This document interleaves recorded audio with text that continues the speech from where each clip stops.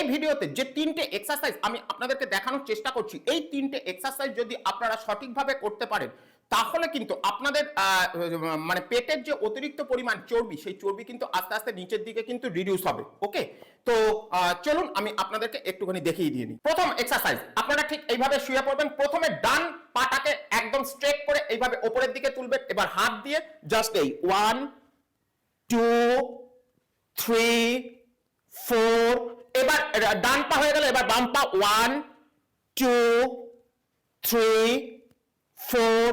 এবার আমি আপনাদেরকে 2 নাম্বার এক্সারসাইজ দেখাচ্ছি। এই এক্সারসাইজের ক্ষেত্রে আপনারা জাস্ট পা দুটোকে ঠিক এই রকম পজিশনে নেবেন। এবার মাথার পেছনে হাত দুটোকে দেবেন। হাত দুটোকে দেওয়ার পর দুটো কোণেই আপনাদের পাতে স্পর্শ করতে হবে। জাস্ট এই 1 2 3 4।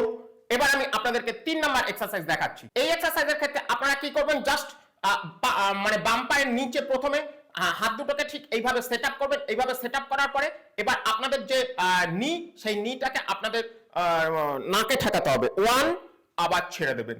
2, আবার ছেড়ে দেবেন। 3, আবার ছেড়ে দেবেন। বোথ পায়ের ক্ষেত্রে কিন্তু এই এক্সারসাইজটা আপনারা কন্টিনিউ করার চেষ্টা করবেন। ওকে।